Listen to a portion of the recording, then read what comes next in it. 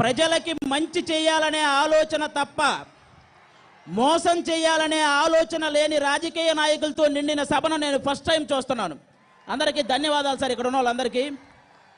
నాకు తెలిసి ఈ సభకు వచ్చిన ఈ జనాన్ని చూసి ఇప్పటికే కొంతమంది కుళ్ళుతో చచ్చిపోయి ఉంటారు. వాళ్ళ కోసం ఒక్క సెకండ్ మౌనం పాటించండి చాలు. అయిపోయిందా?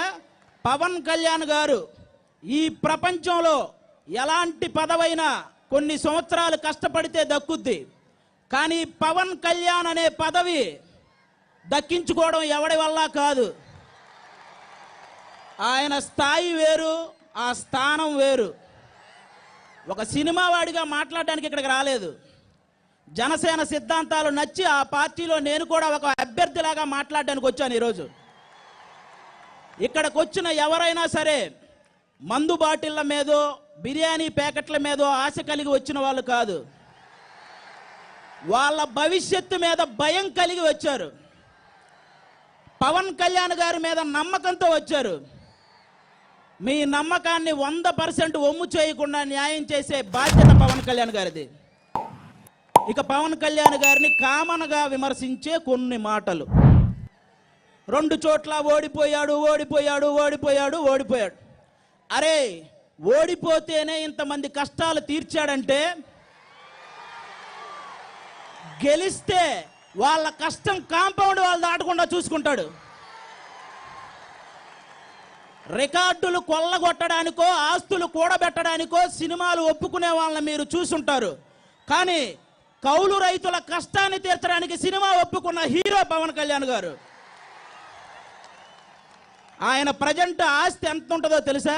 నాకు తెలిసి ఈ స్టేజ్ మీద మిగతా నాయకుల కంటే తక్కువే ఉంటుంది. ఎందుకంటే వచ్చింది వచ్చినట్టు పంచుకుంటూ వెళ్ళడమే కానీ డబ్బులు పెంచుకుంటూ వెళ్ళే మనస్తత్వం ఆయనకు లేదు.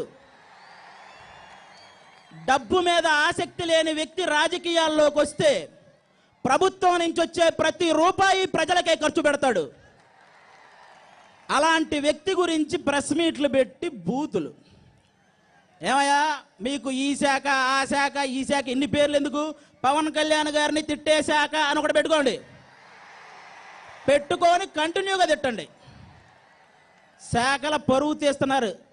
మీకు మీ శాఖ గురించి ఒక్క 10 నిమిషాలు చెప్పమంటే 10వ సెకండ్లోనే దొరికిపోతారు మీరు. నాకు ఈజీగా తెలుసు అది. వారాహి బండి ఆ యాత్ర ఆపేస్తారంటే ఆయనకి తిక్కరేగితే పాదయాత్ర చేస్తాడు. అప్పుడు ఖచ్చితంగా మీరు కాశీ యాత్రే. అది ఫిక్స్ అవ్వండి. జనాల పక్షాన ఉన్నాడు కాబట్టే జనసేనానిగా ఉన్నాడు. మీరు మరీ ఎక్కువ విసిగిస్తే వీరమల్లు బయటకు వస్తాడు. ఇక మీ ఊహకు ఇంకా ఏం మాట్లాడతారు? ప్యాకేజీ.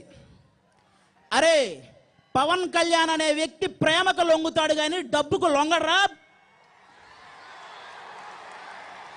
మీ ఇష్టం, మీరేమనుకుంటే అది.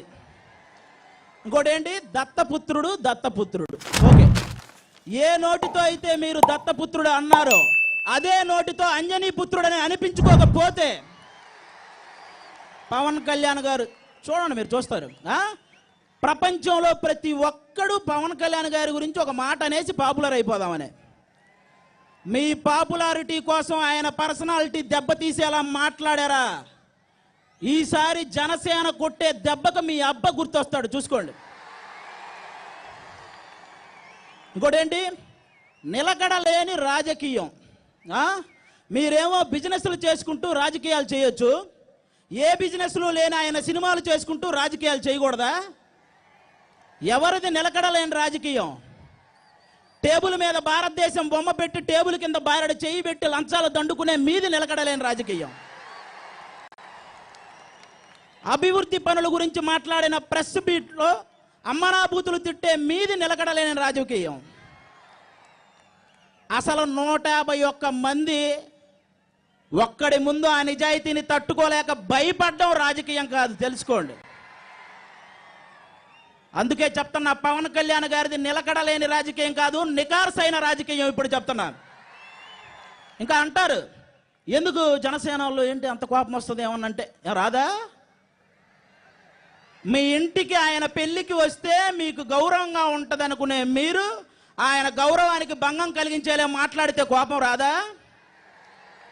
ఆయనతో ఒక్క ఫోటో దిగితే చాలని డోరు దగ్గర నిలబడి, లేదు ఆయనే నాతో ఫోటో దిగాడంటే కోపం రాదా? ఆయన హెలికాప్టర్ ఎక్కి వెళ్లే లోపు ఆయన పక్కన ఏదో ఒక మూల నుంచుంటే పేపర్లో మన ఫోజు కూడా పడిద్దని ఆయన ముందే ఫోజు కొడితే కోపం రాదా? అందరికీ నమస్కారం, ఎలా ఉన్నారు?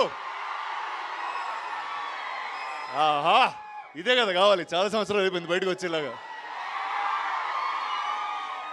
సో కాంతా ఏంటి చెప్పు, ఏదో అంటున్నావు తర్వాత. సో ఈరోజే పొద్దున్న కాంతా ట్రైలర్ రిలీజ్ అవ్వడం జరిగింది. అండ్ ఈ సినిమా కాలం అన్నది ఒత్తి సినిమానే రీక్రియేట్ చేయగలుగుతుంది. జై హో దా. ఓకే స్వామి, మీరు బాగా రౌడీగాడయ్యా మీరు అసలు.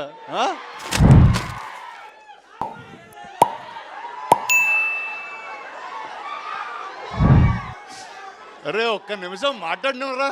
ఓకే అంతే అంటారా? సరే ఒక 2 minutes. నేను చిన్నప్పుడు మెడ్రాస్ నుంచి హైదరాబాద్కి వచ్చినప్పుడు ఇక్కడ సినిమా ఇండస్ట్రీ లేదు, స్టూడియోలు లేవు, ఏమి లేవు, రాళ్ళు రప్పల మధ్యన వచ్చాం మేము. యాక్చువల్లీ ఏంట్రా మత్తులో మాట్లాడలేదురా, మామూలుగా మాట్లాడుతున్నాను రా రే. ఏదో చిన్ననాటి జ్ఞాపకాలు ఏదో చెప్పుకుంటున్నాను. చెప్పుకోని ఎవరా నన్ను? నేను ప్రిపేర్ అయ్యి బాగా వచ్చాను మీతో ఏదో మాట్లాడేద్దామని, అసలు ఆగనివ్వట్లేదు. ఓకే కానీ చెప్తాను. సో ఆ టైంలో ఇక్కడ అన్నపూర్ణ స్టూడియోస్, పద్మాలయ, రామానాయుడు స్టూడియోస్ ఇవన్నీ కడుతున్నప్పుడు వాళ్ళందరూ మాట్లాడుకునే ఏంటో తెలుసా? విజయవాణి స్టూడియోలో ఇలా జరిగిందంట, ఏవిఎం స్టూడియోలో ఇలా జరిగిందంట అని, ఇలా స్టార్స్ గురించి. అంటే ఇప్పుడైతే ఇంత పెద్ద మీడియా, సోషల్ మీడియా మీరు అందరూ ఉన్నారు, అప్పుడు స్టూడియో లోపల జరిగే విషయాలు చాలా తక్కువ మంది తెలిసాయి. బాలయ్య గారు కూడా అక్కడి నుంచి వచ్చారా నాతో పాటు. సో అలాంటి ఒక సెట్టింగ్లో సెల్వా నాకు ఒక కథ చెప్పడం జరిగింది. అండ్ చెప్పి చాలా సంవత్సరాలు అయింది కూడా. బట్ ఆ రోజు ఆ కథ విన్న వెంటనే ఖచ్చితంగా ఈ సినిమా చేయాలి, నేను ఏదో విధంగా ఈ సినిమా ముందుకు తీసుకెళ్ళాలన్నప్పుడు ఆ సినిమాకి ఎవరు కరెక్ట్ అంటే, నాకు తెలిసి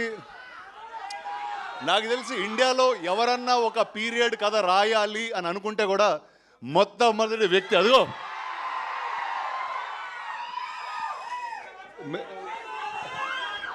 కాదు. నాకు మేము టైటిల్ పెట్టకముందు వేరే వాళ్ళ కథ అది చెప్తున్నప్పుడు, సార్ రెట్రో కింగ్ సార్ అతను కరెక్ట్గా ఉంటారన్నారు. కానీ ఈ సినిమాలో మేము చెప్పాం ఖచ్చితంగా November 14 తర్వాత మీరందరు ఇతన్ని నట చక్రవర్తి అని పిలుస్తారు. అండ్ సెల్వా గురించి ఏం చెప్పాలంటే, ఆయన ఎంత ఆథెంటిక్ మనిషి అంటే, ఒక డైరెక్టర్ పాత్రకి ఎతికెతికి ఒక డైరెక్టర్ గారిని పట్టుకొచ్చారు, అది సముద్రగణి గారు. ఆయనతో ఆబ్వియస్లీ ఇంతకుముందు ఆయన కొడుకుగా చేశాను. అండ్ ఇప్పుడు చాలా వేరేగా ఉంటుంది మా రిలేషన్షిప్ ఈ సినిమాలో.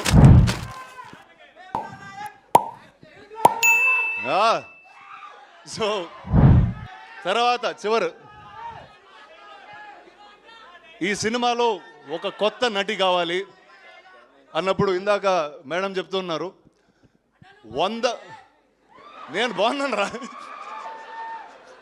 సలా. సో సెల్వా ఆల్మోస్ట్ ఒక 100 పైగా ఆడిషన్లు, వీడియోలు, వేరే అమ్మాయిల ఫోటోలు పంపించాడు. అరే ఊరుకోరా, ఇప్పుడే పెళ్ళైందిరా, అలా ఫోన్లో అమ్మాయిల ఫోటోలు వేసుకుని తిరగకూడదు నేను అన్నా. బట్ అది మొత్తం అయిన తర్వాత ఇలాంటి సముద్రకణి గారు, దుల్కర్ లాంటి నటుల మధ్య నిలబడడానికి అసలు మామూలుగానే జంకుతాం. నేనేదో హైటు బేస్ వాయిస్ వేసుకుని లాగేస్తూ ఉంటాను కానీ, బట్ వాళ్ళిద్దరి మధ్యన అద్భుతంగా నుంచుంది భాగ్యశ్రీ. ఇందాక చెప్పినట్టు first madam sir correct. So ఆ మేడంని ఫస్ట్ పట్టింది మేమే, కానీ